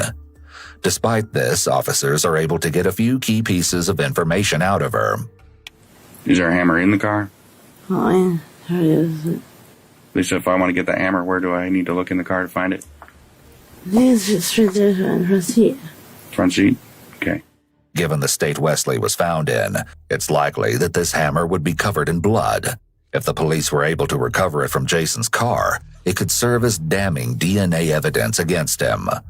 Alongside this information, Elisa is also able to nudge detectives closer towards Jason's motive. Does Jason have a particular dislike for sex offenders? Has he ever talked to you about that? I don't know, most of them they've been to jail. There's a special dislike for them, yes. I would say yes. Unfortunately, before the detectives can get any more useful information out of Elisa, she passes out once more. After letting Elisa sleep for a few minutes, they try to interrogate her again. At first, it seems that she's just giving them more of the same information, until she mentions something interesting. What was the conversation that Lucky had with you when he came out of the house? Did he say anything about hurting somebody or doing what was righteous? Yeah, or something like that, probably. Probably? Do you remember what it was? Doing the work of the righteous. It seems like here the detectives are attempting to use words that the other witnesses used in order to spark Elisa's memory and try to engage her. While this would normally be frowned upon in interviews, Elisa is extremely sedated and unlikely to provide any helpful information on her own. It might have been beneficial for the officers to let her sleep it off for longer and try to talk to her more openly when she was coherent, but they may have been worried that she wouldn't cooperate when she sobered up. The only person who could confirm or deny this for the police would be Jason himself, and it was finally time to interview him. In this interrogation, Detective Anderson takes over while Detective Landis sits in. Unlike most people brought in on assault and robbery charges, Jason is overwhelmingly friendly towards the detectives and is happy to chat their ears off. Despite his charming and polite demeanor, Jason avoids actually answering many of the detectives' questions, instead going into detail about his philosophies on life. I mow the lawn with that, and pull weeds, and change light bulbs, and the reason why is because I'm attempting to demonstrate humility. Detective Anderson stays calm and friendly towards Jason as he rants, and slowly prods at him until Jason gives the detective some useful information. By keeping his cool and acting like Jason's friend, the detective is able to build up a rapport with Jason and earn his trust. This tactic works, and Jason eventually gives the detective some information they can work with. I'm just trying to get a sense of what's been going on. I guess without getting into a whole bunch of unnecessary specifics, I can tell you that what's been going on is hard work. And hard work out of concern for kids. Jason makes it clear to the detectives that everything he's done has been out of concern for children, and he even gives them extra insight on how he views his crimes against offenders. People who have committed crimes against children have been convicted in a court of law, and you want to see that these people get what you believe they deserve. Is that not correct, or is that correct? Let me think. Yeah. Be careful how I respond. Okay. This is what I would like to say. Do I think taking retributive action on people that have done something to kids, wanton or otherwise, is what I want? I have to say, not specifically, no. It's not my desire to go running willy-nilly through this life, doing something like that. Maybe what you want isn't the right phrase. Maybe it's what you feel you are required to do, or that it's the right thing to do. Those are both extremely accurate statements. So even though you may not particularly want to do it, it's kind of a sense of duty. Oh, absolutely. Without a doubt. It's kind of the way I say it is I wouldn't expect to have privilege or extra freedom in this life without also being willing to participate in the entire practice, not just okay, cool, I can have all the good stuff, but none of the work. Yeah. Well, I think when you use the term work, that's probably what I'm seeing is it's out of a sense of duty. It's actual work. It's not something you enjoy to do, but it's something you're required to do or you feel obligated to do. That is without any exception the case. And I can tell you that internally I am in no way, shape, or form a violent or dangerous person. I certainly have no assaults on my record. I would not seek to I would say I would derive no joy from a person suffering anywhere. Jason's urge to protect children is certainly admirable, but he could just be using that as a convenient excuse to enact violence on others. The police have to determine how much of this is true in order to fully understand Jason's motive. Unfortunately for the detectives, Jason's refusal to answer most questions in a straightforward manner makes it hard for them to get any concrete details out of him, forcing them to look elsewhere for information. Hello? Hey, this is Jim Anderson with APD. I got word from the DA's office that you had some info about Vukovic and what he was doing last time he was locked up. He was talking to others about where they would go around and find guys that were convicted of child molestation or whatever, and he would tell them that they would provide them protection, but that they were keeping an eye on them, and that they knew who they were, and was trying to recruit other guys to join him in doing that. It wasn't hard for Detective Anderson to acquire Jason's rather extensive rap sheet, and it became evident that Jason had a history of trying to deal with offenders. Now that there was more than enough evidence to prove Jason was responsible for the break-ins and assaults, it was just a matter of time until his trial and sentencing. While sitting in jail, Jason came up with a plea deal that would not only shock the press and the police, but would also reveal to the world the true reason he went after these offenders. On September 16, 2016, several months after his initial arrest, Jason sent a letter to the Anchorage Daily News claiming that he would be willing to serve the combined sentencing of not only his 3 victims, but also the sentence given to Jason's stepfather, the man who assaulted him as a child, but never served time for the crime. With the publishing of this letter, it became clear to the world that Jason wasn't just attacking offenders in an attempt to keep the local children safe. He was someone who had gone through the same pain and confusion that these offenders' victims had gone through. In his mind, he was going to do whatever he could to make sure that none of the men he could find would ever hurt a child like that again. The question was, is this vigilante justice or revenge?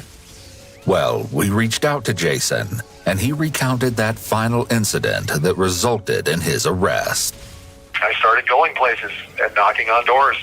And, for the most part, delivering a pretty stern sermon and giving these guys a message of sitting them down in a chair, instilling through fear that, hey, there's people around here that care about these kids. Like, I never wore a mask. I never brought a gun.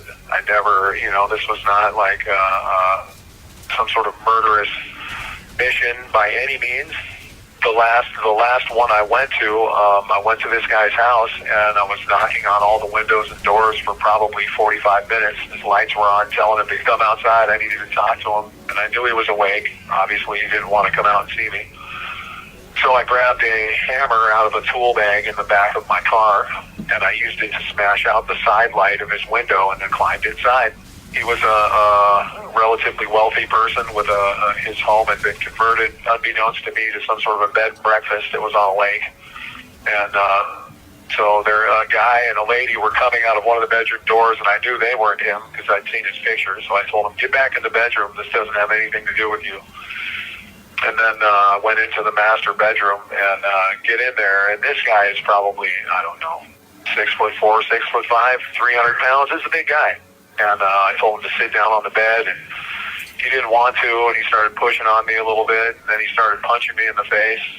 Then I got angry, and I realized I had that hammer in the bag on the floor in between us, and so I just squatted down and picked it up, and I hit him one time, and then in the course of the struggle, I hit him 2 more times. I told him, you can consider me an avenging angel for the children you're missing. And anyway, I'm assuming that the couple that I told to get back in the bedroom called the police, because by the time that whole physical altercation was over, I got back in the car and the police were already coming in, and they stopped the car. And police were patting me on the back, asking me, man, did you get that motherfucker? Did you get him good? Were shaking my hand, all this sort of stuff. I was in shock. Ambulance is going by. I'm thinking to myself,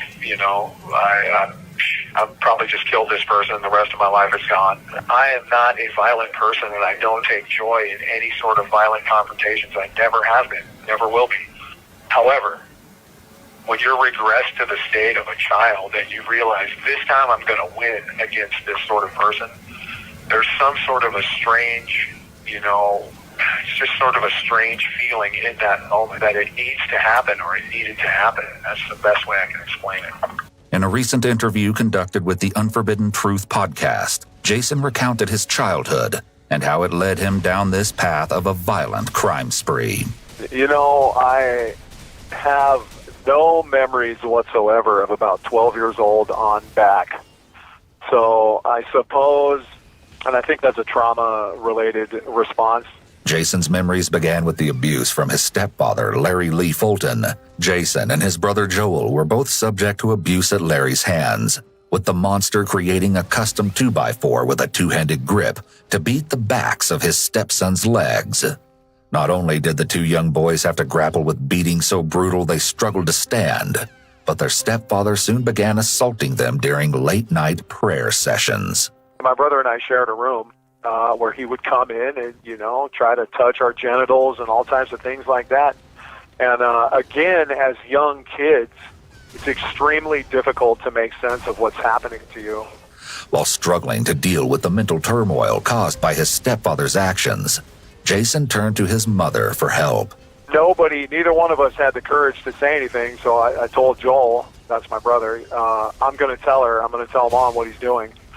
So I told her, and she absolutely didn't believe a word we said and made me sit there on a kitchen stool until he came home from work, and had him march in the kitchen, and she did the standard, tell him what you told me, tell him what you told me. Made me recite the abuse to him, which he basically was very dismissive about, and mumbled something about being curious about whether we were maturing or, something like that. Jason and Joel were forced to endure the coming years with no hope of help from any adult in their lives. Eventually, it got to be too much for Joel, and he ran away from home, leaving Jason to face the full wrath of their stepfather. Joel was eventually found by the cops and was arrested for being a runaway. However, Joel made the brave decision to tell the cops why he ran away. An investigation into Larry Fulton was started, and he was eventually found guilty on charges of second-degree abuse of a minor. In the grand scheme of things, this charge was meaningless. Instead of sending Larry to prison or removing Joel and Jason from his abusive care, the state of Alaska suspended the 3 years of prison Larry was sentenced to as a part of his plea deal and sent him right back home to torment his children more. Not only did Joel face physical punishment from his stepfather for going to the police, but he claims he was also mocked and ridiculed by other members of his family for his confession. Joel and Jason were pulled from school immediately after Larry's trial, and the family moved to a town where Larry's abuse would be less known. Looking for any way to get out of the house, Jason began taking odd jobs fishing, hunting, or doing commercial work. Through these jobs, he was able to save up some money, and at the age of 16, Jason snuck out his bedroom window and ran away like his brother had done 3 years prior. Part of the process of leaving home, my parents found out I had been sneaking out, so I came home from one of those nights, and my clothing was in trash bags on the front porch, and all of the windows and doors were locked, and they had kept my driver's license and my social security card, all my identifying papers. Jason was able to afford a plane ride to Spokane, Washington with what money he had left, but with no ID, he was unable to get paid by any employers. Soon his money started to run out, and Jason was forced to turn to petty theft and forged checks to afford food. 5 months after starting his criminal career, the law finally caught up with Jason, and he did time in juvenile hall. Shortly after his release, he would be arrested and brought back for similar crimes, a cycle that would continue for much of Jason's life. Jason commented on this part of his life in the letter, saying, "Being a thief and a liar fit nicely with my lack of self-worth, my silent understanding that I was worthless, a throwaway. The foundations laid in my youth never went away. They simply remained hidden, and everything I chose to do was built on those thoughts and feelings from the past. I'd started down a long, winding path of deception and self-abuse."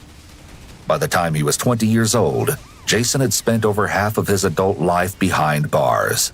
The time not spent in prison was occupied by drugs and dead-end jobs. At 30 years old, Jason decided a change of scenery might be what he needed to bring his life in order, and he soon found himself back in his home state of Alaska. For a while, it seemed like life was improving, but that wouldn't last. Jason was finding joy in the little things again and was able to support himself through a legitimate job. Unfortunately, Jason lost the job a few months later and once again found himself resorting to crime. This would lead to a 6-year prison sentence, shortly followed by another 3-year stint in prison when Jason was caught violating his parole. After being released in the summer of 2016, Jason was once again aiming to live a humble and simple life. But those plans changed when he began to hear rumors of men in his community who were taking advantage of children. According to Jason, hearing these rumors made him think back to his own horrific childhood, and he felt the overwhelming urge to take matters into his own hands and hunt down the offenders in his area. These actions inevitably led to Jason being caught. He was eventually brought to the exact same courthouse his monstrous stepfather was tried. Despite many lauding Jason and calling his actions heroic, he ended his letter by discouraging copycat behavior, stating, "If you've already lost your youth like me due to a child abuser, please do not throw away your present and your future by committing acts of violence." While it can be tempting to explain away Jason's violent actions because he was abused, it's important to remember that many abuse victims don't go on to engage in criminal behavior. However, being abused or neglected as a child can increase the likelihood of arrest as a juvenile by 59%, as an adult by 28%, and for a violent crime by 30%. Many victims of abuse develop revenge fantasies where they imagine themselves standing up to their abuser and fighting back. In Jason's case, these fantasies may have made him feel all-powerful or divinely righteous to the point that he felt he was capable of making these revenge fantasies a reality by hunting down local offenders. Not only was Jason able to get symbolic revenge against the man who hurt him, but he was also able to help other children in the process by doing for them what he wished someone would have done for him. While Jason may have been able to gain some catharsis for his trauma through this revenge, he paid the ultimate price for it. In the days leading up to his official sentencing, Jason wrote another letter to the Anchorage Daily News, this time detailing his life story, explaining how he found himself in this situation and discouraging other victims of abuse from following in his steps. He wrote, "To those who understand how it feels to live through abuse and carry it with you, let me share my story in an effort to prevent its repetition." Much of the public was on Jason's side, and they rallied for him to be given a light sentencing. In the end, Jason was given a plea deal that would reduce